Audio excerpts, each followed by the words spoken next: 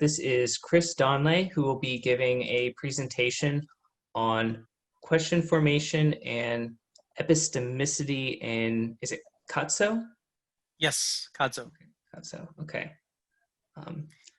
Thank you very much. I think maybe we do want to wait one more minute just in case Okay. other people are coming in at 8:15. I can do that. Yeah, apologies. Yes, so we have someone coming in right now.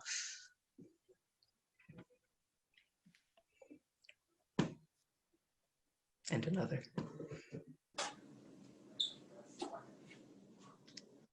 All right, and it's 8:15 now, so why don't you go ahead, Chris? Thanks for the waiting. Okay, thank you very much. I'm going to keep my video off to conserve bandwidth like everyone else, and besides, the data are prettier than I am anyway. So I wanted to talk today about some interesting constructions in Khatso, but for those of you who aren't familiar with the language, let me just point out that it is a Ngui language spoken in a single farming village in central Yunnan. It is endangered, but it is spoken every day in the village. And as we look at the data, some things to know is that it's very much like all the other Ngui languages in that it has an isolating morphology and is verb final, but unusually it has atones in the system, which is more than most Ngui languages have. So I think everyone knows that tonal languages often use particles to do the work that intonation does in other languages like English. And so when you look at the Chinese languages and the Ngui languages, you see a lot of different kinds of phrase final particles doing lots of very interesting kinds of things. And it's not a surprise then to see that a subset of them are related to question formation. So just a very quick and cursory look at the literature. And of course, this family is and under-documented, although we do have some very famous works out there. We see that you can often have more than one particle that gets involved in question formation. Lisu has 1, Aka and Osu have 2 each, Lahu has 4, Khatso has 12. And in Khatso, a lot of these are portmanteau morphemes, meaning they combine more than one meaning and function, which is rather unusual for Khatso. So I thought this might be an interesting topic for us to wander through today. Now, if you're going to ask a question in Khatso or any other language, there's a couple of things that you consider, the type of question you want to ask. Does it need some sort of aspect marking or tense if it's a language that has tense? And also, you may want to package your own ideas about the premise of the question. And that packaging may also give clues to your interlocutor about what kind of answer you're expecting. So that's all pretty basic. And all of these things work in Khatso as well. In Khatso, we find 4 different strategies for putting questions together: verb reduplication, interrogative pronouns, phrase final particles, and tone manipulation. And these are not mutually exclusive. So we see particles working with all of the other things, and that's really the focus of today's chat. Now, of course, there are 2 basic ways to ask questions in languages: polar questions and content questions. And we need to understand these before we can move on to the particles. So polar questions, otherwise known as yes-no questions, just involve verb reduplication. And if the verb has more than one syllable, then it is the final syllable that gets repeated. So EE, are you going, but la gaga, are they playing? The one exception is the copula, and it has its own special reduplicative morpheme nga that is used in the polar question. So this is very much like the Mandarin A not A pattern, but in Khatso, you never ever use the negator in these constructions. Now, content questions, of course, are questions you ask when you want to get pieces of information: who, what, when, where, etc. And in Khatso, use an interrogative pronoun, as you would expect, and they are placed in situ, so no word order changes, as you would expect. However, you must also add at the end of the clause a content question particle, nga. So ihama vonga is the way to ask what did she buy. Not having nga is ungrammatical. Now, lots of particles, and we are actually going to get to all of these today, but the thing to really look at on this chart is that different subsets work with different constructions, and some of them work with more than one. So we'll see that as we go through. Now, polar questions we just talked about, but one of the things you might want to consider is what sort of aspect did you want in your polar question? Because if you add nothing, it's interpreted as a progressive aspect. But if you want to cast as perfective, then you need to bring in a particle. So there's a perfective question particle wa, as we see in the example. Susu wa. Now, this is a special question form of the is the declarative perfective.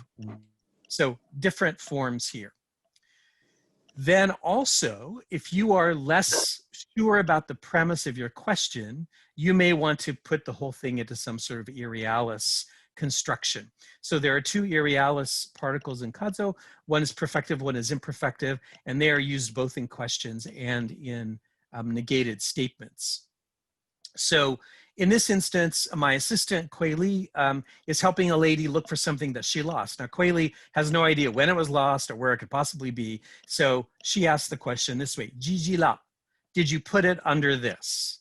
Right? So she's just throwing out a scenario. She's got no clue if she's anywhere close to what actually happened. So she uses the perfective irrealis particle here. And again, a polar question with no marking is considered progressive, and you can make it progressive and irrealis by adding the irrealis particle da.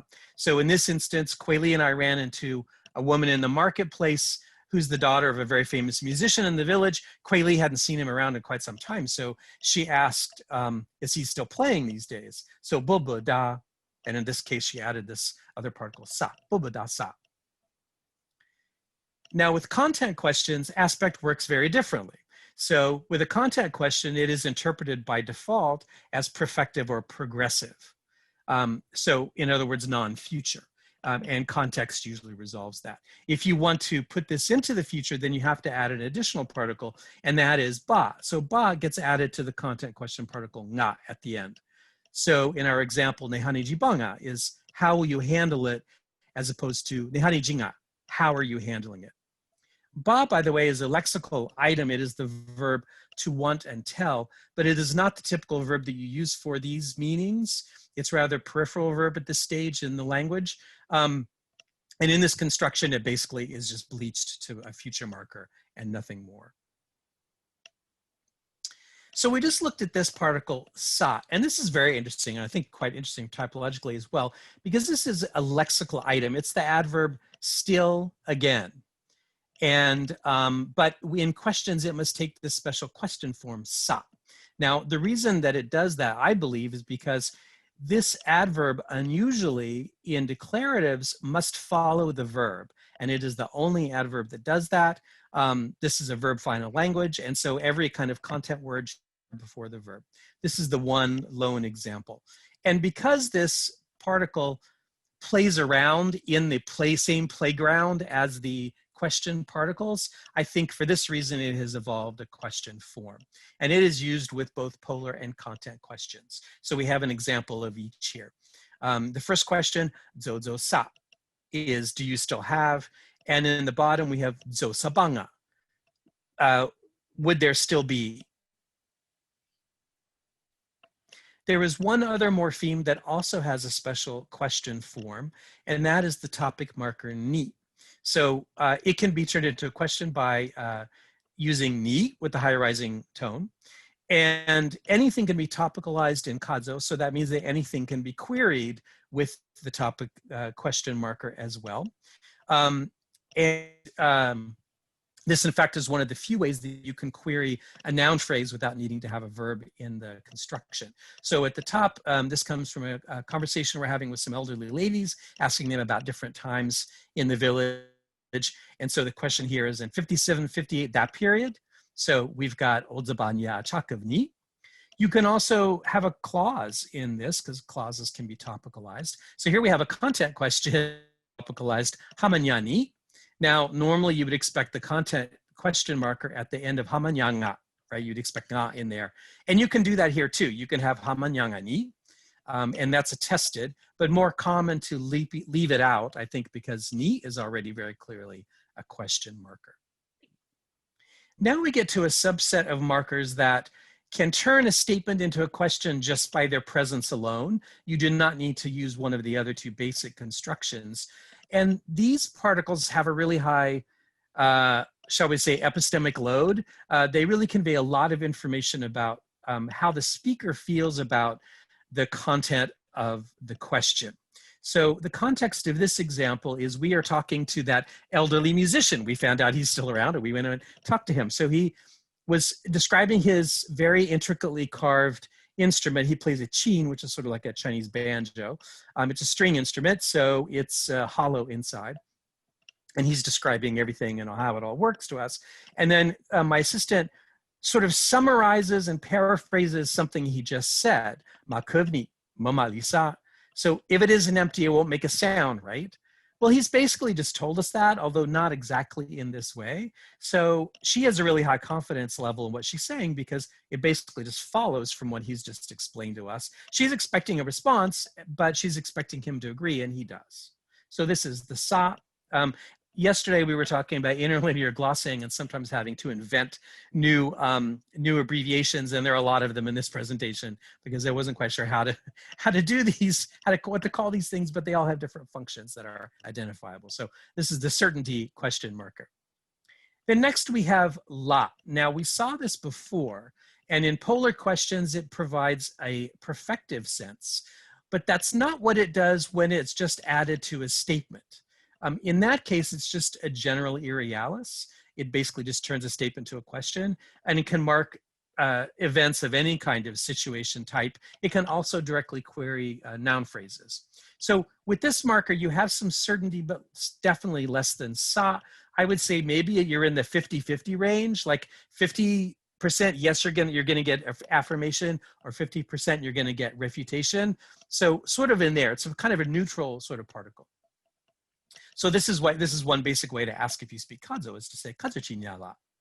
So again, you have no presupposition about what kind of answer you may get. And in the bottom, we have an example where the demonstrative is queried. So a temple gets mentioned in a story. Kweli wants to know if it's a certain temple in the village. And so she says, amala, that one. Next in this little subgroup, we have the particle bei. And I call this the confirmatory question marker. In this, using bei signals that you are not certain. In fact, you are less than 50% certain. But what you're saying is a reasonable question. It makes some sense to ask it. And interestingly, and maybe not surprisingly, this often co-occurs with the particle sa for perhaps. It's not obligatory, but often we see this in discourse. So in this instance, we are videotaping a woman who weaves small stools out of dried straw. And this is sort of almost a lost art in the village. And Kweli, my assistant, had never seen this done, did not know how it worked. And so the woman who's doing this for us is describing what her actions are, but Kweli is also interposing some questions. And so she sees the woman trimming some leaves, and so she says, oh, so you're cutting them off, right? So we all know that's what she's seeing. We see it too, but she doesn't quite understand how this fits into the larger picture of the process, or if it's really important. So she poses this question in a much more tentative way here with bei and with perhaps. And then the last particle that carries this high epistemic load is the rhetorical marker da. Now this cannot be used with a statement, can only be used in content questions, and it has two uses. So one is if you're asking for advice and you are actually wanting an answer, but you believe that the chances of getting an answer or getting a good answer are very low. Maybe because it's just no fault of the interlocutor, they just don't have the information. Maybe you're asking about something that's so strange that no one will have an answer. And then it does the more prototypical rhetorical function of a question you ask when you're shrugging your shoulders and there is just no answer to be had, right? So this top example, hani jida, can be interpreted in both ways. But you hear this in the village a lot as people just shrugging like, well, what can you do? Hani jida. And in this instance, then it's exactly like the Mandarin zababan, right? You're not expecting anyone to answer because there is no answer. This particle also has a sort of sarcastic flavor to it often, which I quite appreciate. And so we see this in the second example. So my assistant Kweli is quite an accomplished seamstress. She is one of the few women in the village who can still sew the traditional garments that women wear on special occasions.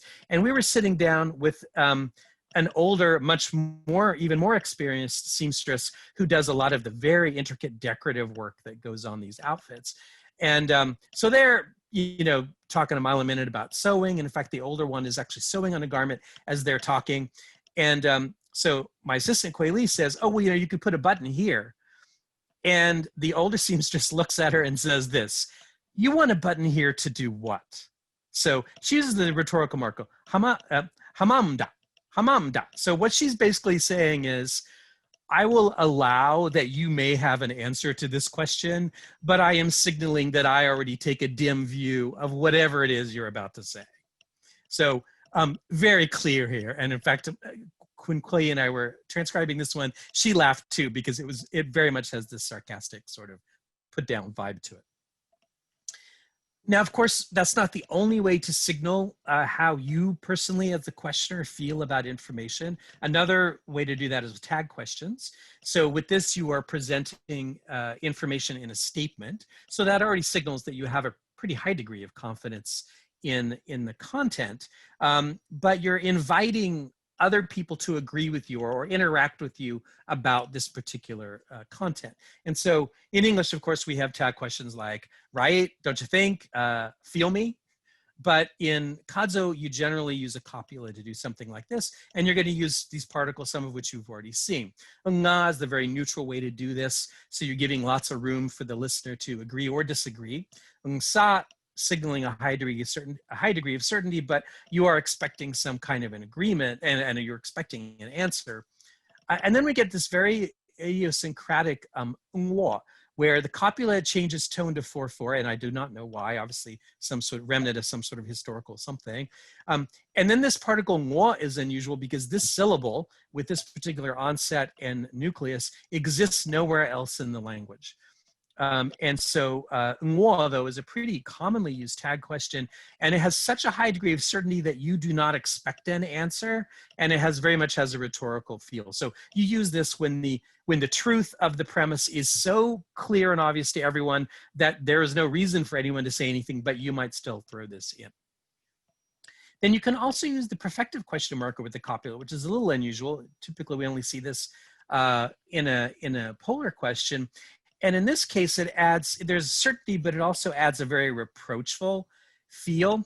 So what I see this used when we're asking people demographic information, what your name is, where you live, etc. And they give the wrong, and they give the wrong answer.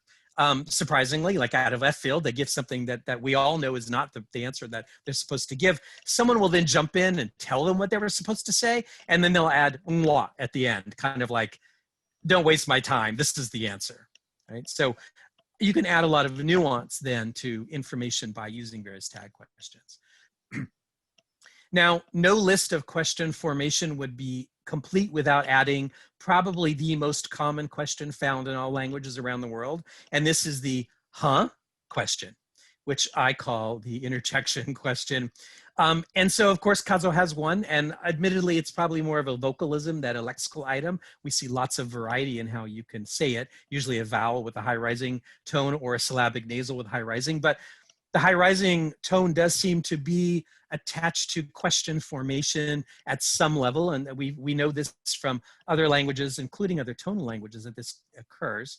So here's an example. We're talking to two elderly ladies. We spent a lot of time doing that, and we asked, do you know how to sing? And one of them just didn't hear what was happening, and she just says, ah. So that's pretty clear, even for a non-speaker, you know what's going on then. But this seems to be also involved with echo questions. And so I think you know what echo questions are. This is where you repeat part or all of a previous utterance in a question form. And you do this for a couple of reasons. One, maybe because you missed part of the question, or it could be because you were so surprised or shocked or doubtful about the premise that you felt like you need to query some portion of it. So again, from the same conversation with these elderly ladies, my assistant asked this question about a certain type of dance party they would go to, and she says, at that time, how old were you? Notice that the word for that time at the very first, the first word here in A is achakuv, and it ends with a syllable with lexical tone 3-5. Well, one of the interlocutors queries this particular word. So she says, at that time? And she does this with this tone fusion construction. So I've put the math there for you in the brackets, but she takes the high rising tone from the interjection question particle, or maybe it's from the topic question particle, I don't know. But she then fuses that to the final tone of the lexical piece that she's querying. So her answer, instead of just being achakuv, is achakuv. And in Prat, you can clearly see that she retains a level period of 3-3 and then appends this high rise to the end. So you get achakuv. Now, tone fusion does occur elsewhere in the language. It's not very frequent, but it does occur. But this is the only time that it is involved in question formation. So this is kind of a very unusual way that this occurs. But we do find this. It's attested in a number of times. So all of these strategies remind us that questions do more than request information. And of course, that is the basic purpose of questions, but they also provide a way for a speaker to present and package information in a specific way, to express feelings and opinions about that information, and to solicit interlocutors' feelings and opinions about the information too. And so by doing so, you are building relationships through interaction, which is often one of the main purposes of conversation in general, right? Now, as a field linguist and a grammar writer and a typologist who reads lots of grammars, I have to concede that often we don't actually dig into all of those different strategies. Often we are done when we have described polar questions and content questions, when really this is kind of just the beginning. I think every strategy I've talked about here exists in every language that I know, but often it's just not written down for us to examine and discuss.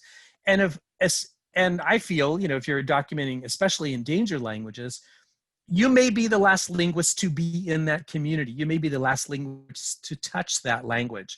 And so it really is one of our responsibilities to try to document everything, even the most simple things like, huh? And this is not easy. I definitely recognize that. You need discourse to get a lot of these things. You can't elicit things like these. You need lots of context to understand the epistemic value that's going on. And so you need to capture, record, and analyze tons of discourse, which is difficult and time consuming and frustrating. And I'm very familiar with that. But hopefully this talk has convinced you a little bit that it is worthwhile to do.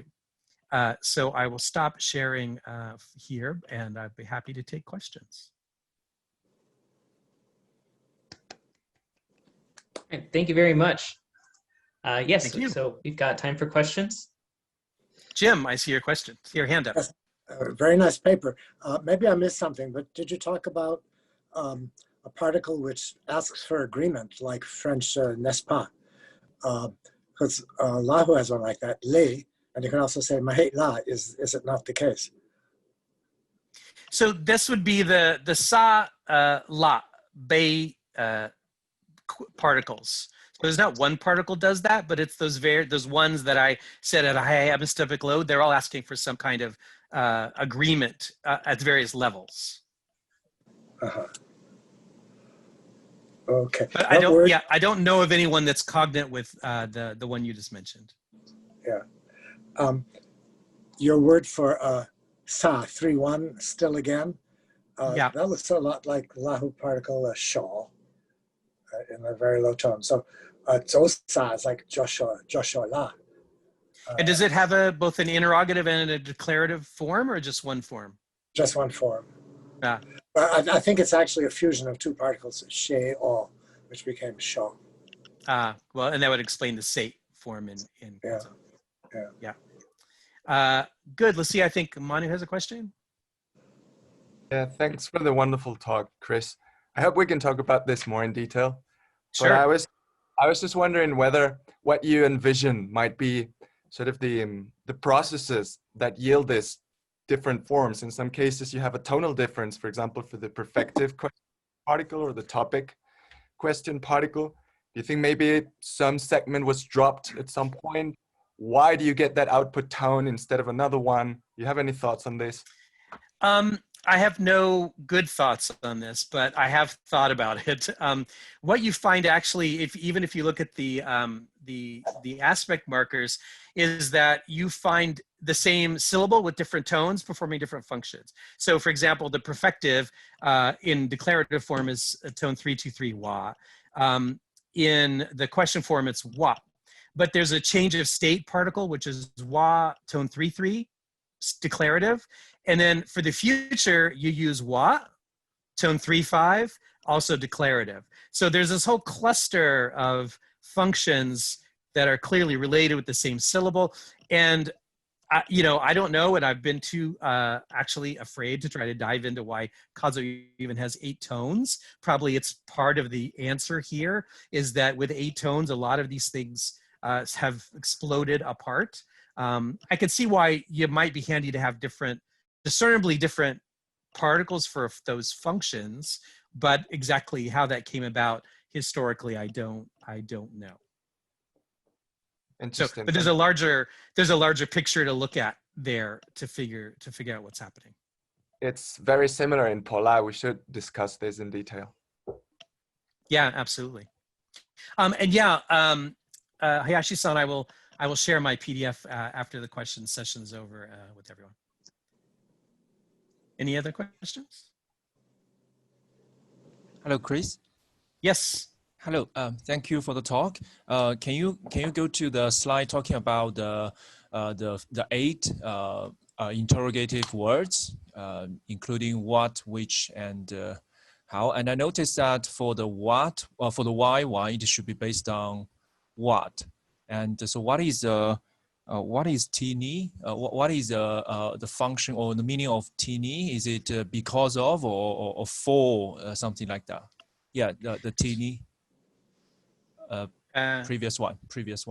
Sorry. Yes. In this slide, hamatini. In the why. Yes. So tini is there.